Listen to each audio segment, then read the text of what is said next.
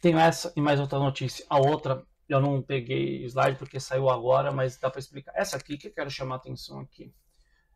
Se você ler a reportagem, ela fala umas 2 vezes que o Alan dos Santos está foragido. Tá? Eu só quero pintar no primeiro detalhe. O Alan dos Santos não pode estar foragido porque todo mundo sabe onde ele está. Ele está aqui em Orlando. Então acabou. Não está foragido. Não está. Se a prisão é estritamente legal, se a ordem de prisão é legal, por que não conseguiu que ela seja homologada pela justiça americana, que não tem nada a ver com o governo americano, e na época do governo Biden ainda, não conseguiu homologar. Por que a ordem de prisão não foi efetivada em solo americano? Porque vícios foram encontrados. Vícios foram encontrados. Aí é onde eu quero chegar, primeiro ponto. Só que a mídia não enxerga isso, ainda chama o de foragido. Pelo menos não chamaram na postagem do chamado de blogueiro. Que é jornalista, né? Tem que dar o nome correto. Só é um pouco estranho, né? Porque ele foi agora por difamação, injúria e incitação ao crime. Ele está em solo americano, com conta americana, né? Esse princípio da territorialidade, que estão tentando aplicar, da aplicação da norma penal, parece que ela se estende para o planeta todo, né? Eu vou te fazer uma pergunta. Pega um senador americano, se ele começar a xingar alguém no Brasil, é crime? Olha a situação que eu estou. A norma brasileira alcança o solo americano? Esse ponto eu quero chegar. Segundo, não acho, sendo sincero. De novo, ele está em solo americano. Não acho que tem difamação, não acho que tem injúria e não acho que tem incitação a crime. Porque está usando o conceito de liberdade de expressão. Porque incitação a crime, se você ler a reportagem, eu realmente não consigo entender. Não consigo entender. Se tem difamação ou injúria, são crimes de ação penal privada. O ofendido tem que pedir para entrar. Então, vamos supor que um juiz X aí está se sentindo ofendido, difamado, alguma coisa. Isso tem que ir para um órgão colegiado, seja igual. Não, lá na primeira instância. Vai lá para a primeira instância avaliar se está certo, está errado. Porque é individual. Ataque ao Estado Democrático, e mesmo se fosse ataque ao Estado Democrático de Direito, a lei que pune esse crime mega abstrato, ela não cria o foro por prerrogativa, falando o seguinte: toda vez que for esse tipo de crime vai ser na Corte Constitucional Brasileira. Não, é na primeira instância. O crime começa lá. Tribunal Constitucional nenhum foi feito para processo penal. Falava isso desde a ação penal 470, que foi a do mensalão. Não, o processo nenhuma corte constitucional do planeta tem estrutura, ela não nasceu para ser órgão julgador.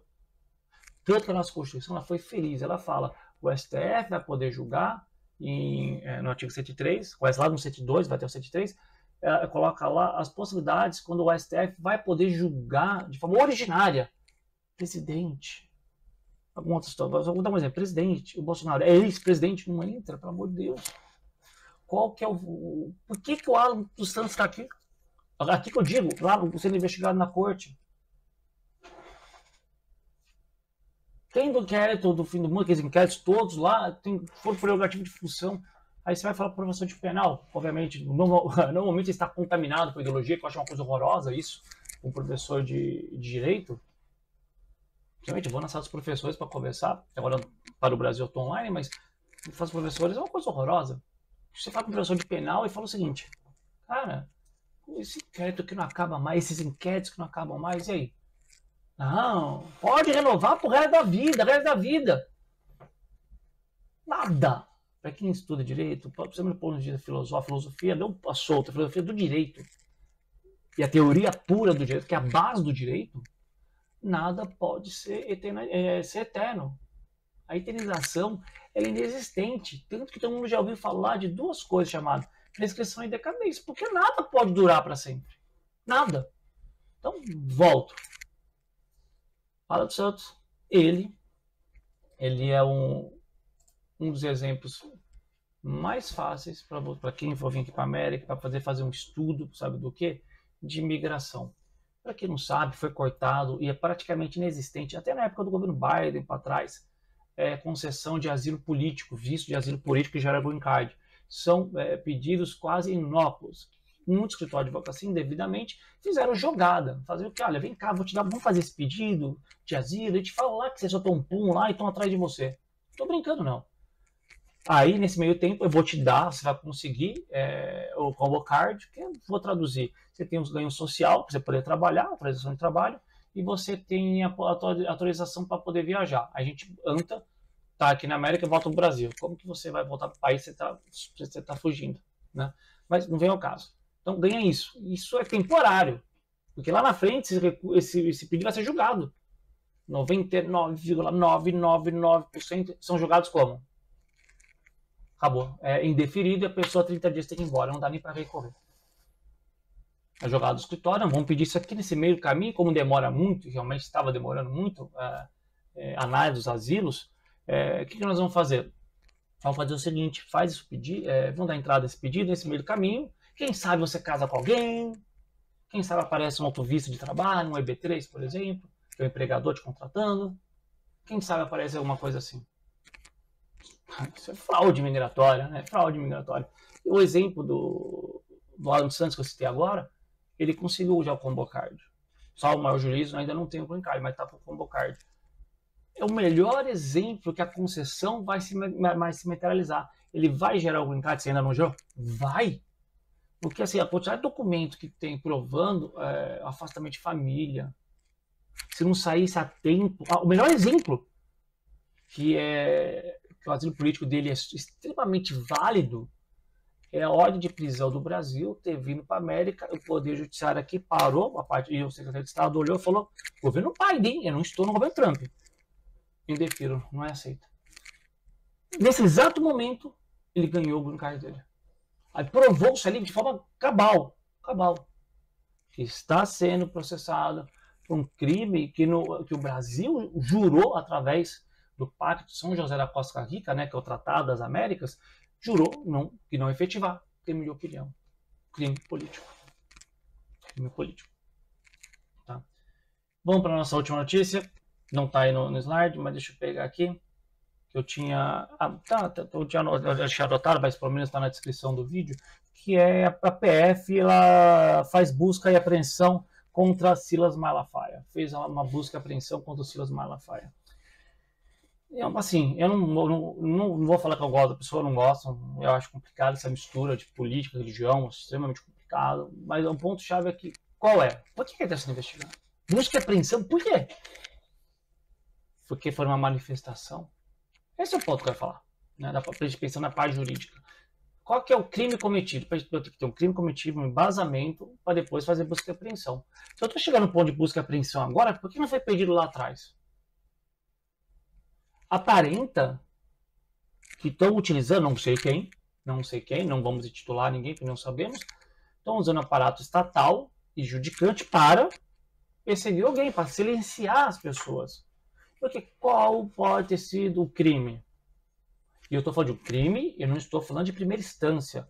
Ele tem, por exemplo, ele tem uma editora. Há um crime aqui, o suposto crime de sonegação fiscal, porque aplicou imunidade em algumas situações que não poderia, porque livro tem imunidade, não paga imposto, estendeu a imunidade para contribuições, não poderia. Estou aqui pensando, é possível. Nem nada contra, é possível. Primeira instância, pode liberar isso. Zero problema, né? Nenhum.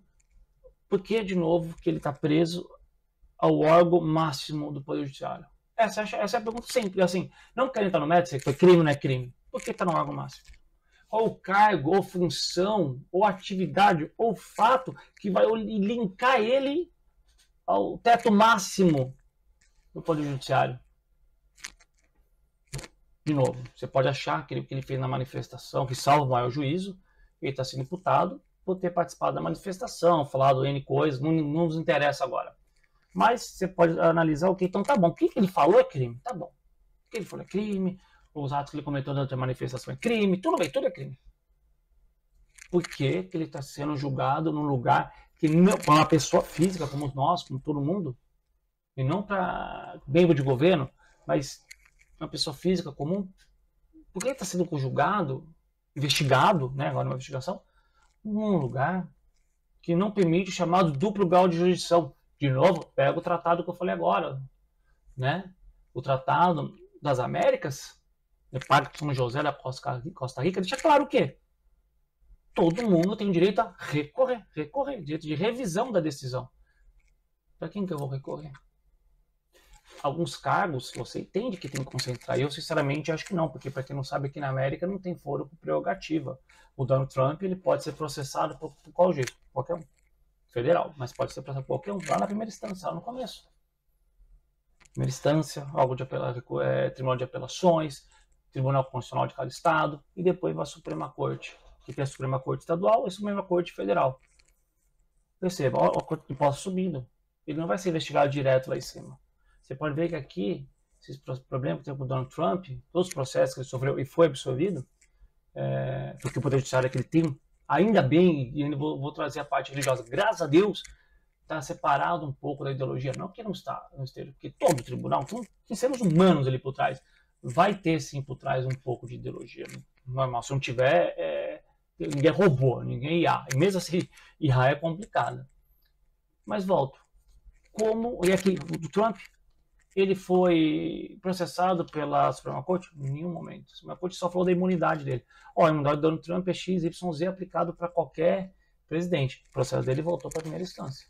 E foi analisado lá, teve que trancar o processo por causa da imunidade. Uma parte do processo. É esse ponto que eu tô falando. Quando a gente concentra tudo numa única jurisdição, você cria problemas. Às vezes você não quer criar, você concentrou, você não quer criar. Tô dando até uma palmatória, você não quer criar. Mas acaba criando, porque você se sobrecarrega, o poder aumenta, poder atrai poder e poder cria ditadores. É isso. É uma sequência. Você está lá, por isso que tem que ter vedação de possibilidades de reeleição. O Brasil tem vedação, uma vedação horrorosa. Você pega o Lula foi dois anos e pôde se reeleger porque parou um intervalo e depois voltou. Não poderia. Aqui na América é só 2 mandatos. Não interessa se são consecutivos ou não. O Trump pode ir para o 3º mandato? Não. Mas se alterar a Constituição, espero que não altere. Porque você dá gosto do poder para a pessoa e gosto de poder, aumenta o poder, caiu na ditadura. Você pode ser a pessoa mais sã do mundo, o poder tem a tendência a contaminar. Então, vamos fechar essa ideia do Silas Malafaia, que não tem muito o que falar, é só essa crítica jurídica do que por que está concentrado dentro de um órgão colegiado, tanto que chama órgão concentrado mesmo, não um órgão difuso, não está iniciando lá na primeira instância e subindo. É um pouco estranho. Assim como a maioria dos processos que a gente está vendo do 8 de janeiro, por que não começaram na primeira instância? Que seria o mais lógico. O presidente Lula, ele não foi julgado na época, na Lava Jato, pelo STF. Foi na primeira instância, ex-presidente. Por que agora o Bolsonaro está sendo julgado lá em cima e não lá embaixo? Inverte. Por quê?